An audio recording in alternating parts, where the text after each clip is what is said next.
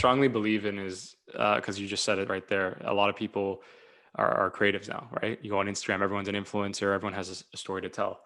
But what it comes down to, and I'm a firm believer of this, is how unique is your voice, right? How unique is Yeah. your eye, your vision? Because I see videos all the time, right? Some that discourage me because I say, oh my God, how did they get that shot? Because I fall into that category where you start comparing. But then it comes down to like comparison is a thief of joy. You start to say to yourself, but what can you offer? Instead of looking at that person, it's like, what can you offer? Take their work as inspiration. Maybe it'll encourage you to do something else or expand your horizons. But what can you offer, Daniel, that's different, or Anthony, right? Instead of looking at other people's work as like comparison, or, oh my God, this market's saturated, like everyone's a photographer, I'll never make it. What if you can bring something unique and different? And that's something that I actually had a conversation recently with my clothing line. I don't know if you've seen it, the 94 collection. So I want to, instead of doing photo shoots, right? Because that's what everyone's doing, typical photo shoots. I do dance video promos that I'm planning, right? As a marketing campaign. And that's just like my angle towards marketing the streetwear apparel.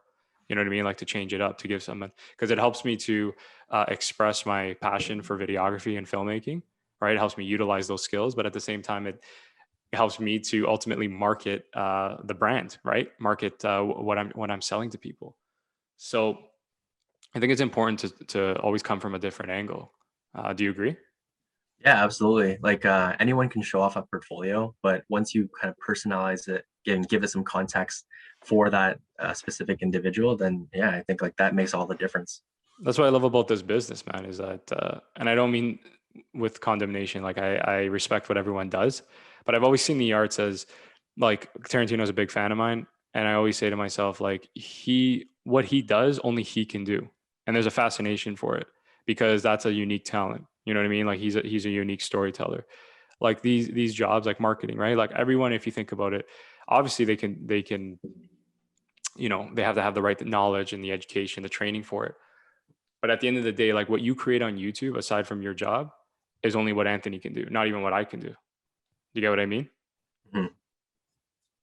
Yeah, I'm with you there. And I think like, uh, people talk about like finding your voice. And I think, it's a culmination and combination of a lot of different factors in your life, like your different interests and how you can kind of position it in a way that you can create a story, right? So like for me, for example, I thought, I mean, I knew I wasn't unique as a photographer, but coming Right. into Canon now, it's like I know I'm definitely not unique now.